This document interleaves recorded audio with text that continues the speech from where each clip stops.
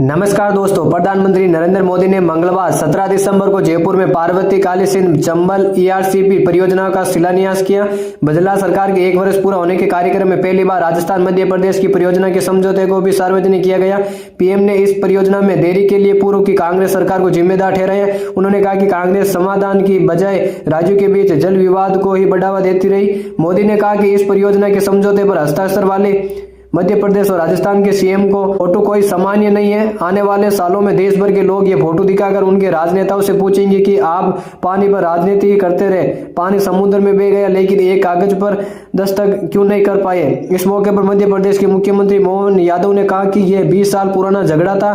दोनों प्रदेश में ये जल की सौगात पीएम मोदी की वजह से ही पूरी हो पाई। वहीं राजस्थान के मुख्यमंत्री बजला शर्मा ने कहा कि इस परियोजना से राजस्थान के 21 जिलों को फायदा होगा कि 2.5 लाख हेक्टेयर भूमि पर भी सिंचाई हो सकेगी। इस दौरान पीएम केंद्र और राज्य की 46,000 करोड़ से ज्यादा योजनाओं का उद्घाटन व शिलान्यास भी किया।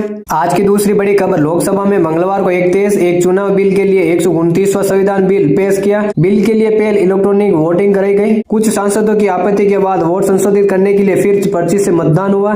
बिल को पेश करने के पक्ष में 269 और विपक्ष में 158 मत पड़े गए। इसके बाद केंद्रीय कानून मंत्री अर्जुन राम मेघवाल ने इसे सदन में रखा। अमित शाह ने सदन में कहा कि बिल जब कैबिनेट में आया था तब प्रधानमंत्री मोदी ने कहा था कि इसे संयुक्त संसदीय समिति जेपीसी को भेजना चाहिए। कानून मंत्री ऐसा प्रस्ताव कर सकते हैं। सपा सांसद धर्मेंद्र यादव ने कहा, one nation one election bill BJP के देश में तानाशाही लाने की कोशिश है। आज की तीसरी बड़ी खबर, बीकानेर में महाजन फील्ड फायरिंग रेंज में युद्धाभ्यास के दौरान एक जवान की मौत हो गई।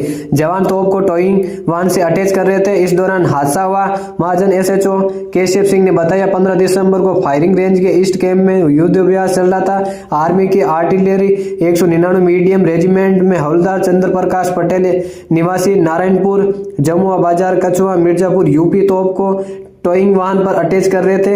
इस दौरान तोप फिसल गई और दोनों के बीच में चंद्र प्रकाश फंस गए और गंभीर हालत में उनको सूरतगढ़ आर्मी अस्पताल में ले जाया गया, जहां पर डॉक्टरों ने मृत घोषित कर दिया। चंद्र प्रकाश पटेल 13 साल से सेना में थे। आज की चौथी बड़ी खबर, राजस्थान में कड़ाके सर्दी का दौर जारी है। सोमवार को पूरे प्रदेश में 16 शहरों का न्यूनतम तापमान 5 डिग्री सेल्सियस से नीचे चला गया। सीकर झुंझुनू में अधिकतम तापमान 4 डिग्री सेल्सियस तक गिर गया। वहीं मंगलवार सुबह टोंक सहित आसपास के एरिया में घने कोहरे का असर रहा। मौसम विशेषज्ञों के मुताबिक राज्य में अगले 3 दिन में सर्दी और तेज होने की आशंका। इस बीच फतेहपुर के अलावा अन्य शहरों का तापमान गिरकर शून्य या माइनस में जाने की आशंका। आज भी 7 जिलों में शीतलहर का अलर्ट है। राज्य में तेज सर्दी से 22 दिसंबर तक राहत मिलने की कोई उम्मीद नहीं। राजस्थान में सोमवार को 14 शहरों में न्यूनतम तापमान 5 डिग्री सेल्सियस से नीचे दर्ज हुआ। इसमें जालोर, हनुमानगढ़, चूरू, करौली, फतेहपुर, बारां, उदयपुर, चित्तौड़गढ़, सीकर, पिलानी, अलवर, वनस्थली, माउंट आबू और भीलवाड़ा जिलों में न्यूनतम तापमान 5 डिग्री से नीचे दर्ज हुआ। मौसम केंद्र नई दिल्ली के अनुसार राजस्थान में 22 दिसंबर तक कोल्ड वेव का सबसे ज्यादा और असर पूर्वी और उत्तरी राजस्थान के जिलों में रहने की आशंका। आज की 5वीं बड़ी खबर, यूपी विधानसभा के शीतकालीन सत्र के पहले दिन सोमवार को सीएम योगी आदित्यनाथ ने कहा, संभल में 1947 से अब तक हुए दंगों में 209 हिंदू मारे गए। किसी ने एक बार भी उन निर्दोष लोगों के लिए संवेदना व्यक्त नहीं की। ये लोग हाल ही में हुए संभल दंगे पर आंसू बहा रहे हैं। ये लोग सौहार्द की बात कर सकते हैं, शर्म आनी चाहिए। संभल में बजरंगबली का जो मंदिर आज निकल रहा है, 1978 से उसको इन लोगों ने खुलने नहीं दिया। 22 कुएं किसने बंद किए थे?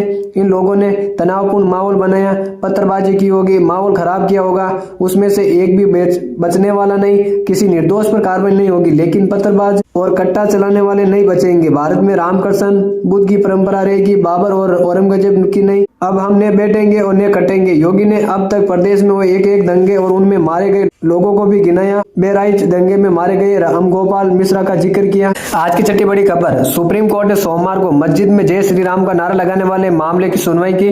कोर्ट ने पूछा, जय श्री राम का नारा लगाना अपराध कैसे हो सकता है? सुप्रीम कोर्ट ने मस्जिद में कथित रूप से जय श्री राम का नारा लगाने वाले 2 लोगों के खिलाफ एफआईआर रद्द करने 13 सितंबर के कर्नाटक हाईकोर्ट के फैसले को बरकरार रखा। इस पर जस्टिस पंकज मित्तल और जस्टिस संजीव मेहता के बेंच ने पूछा कि दोनों लोग एक धार्मिक नारा लगा रहे थे, कहिए कि एक व्यक्ति का नाम ले रहे थे, ये अपराध कैसे हो सकता? ये मामला दक्षिण कर्नाटक जिले के कडापा पुलिस स्टेशन का है। याचिकाकर्ता हैदर अली ने 25 सितंबर 2023 को पुलिस में कीर्तन कुमार और सचिन कुमार के खिलाफ शिकायत दर्ज की थी कि दोनों ने एथुर गांव की बेदुरिया जुमा मस्जिद में घुसकर जय श्री राम के नारे लगाए थे। आज की 7वीं बड़ी खबर, कांग्रेस के प्रदेश पदाधिकारियों की बैठक में बैनर पर राष्ट्रीय महासचिव सचिन पायलट का फोटो नहीं होने के मुद्दे पर सोमवार को विवाद हो गया। पायलट संबंधित पदाधिकारियों ने बैठक के दौरान सचिन की फोटो नहीं लगाने पर आपत्ति जताई।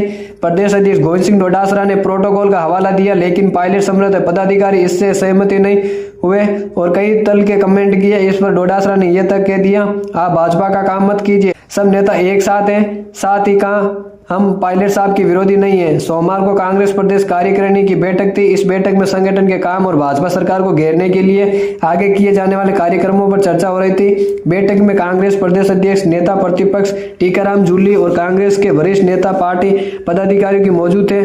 बैठक के दौरान पहले प्रदेश सचिव नरपत मेघवाल और इसके बाद विभा माथुर ने पोस्टर में सचिन पायलट की फोटो नहीं लगाने पर नाराजगी जताई। दोनों नेताओं ने कहा कि बैठक के बैनर पर सचिन पायलट का फोटो नहीं है, इससे क्या संदेश देना चाहते हैं? हम एक तरफ पार्टी को मजबूत करने की बात करते हैं और दूसरी तरफ फोटो तक नहीं लगाते।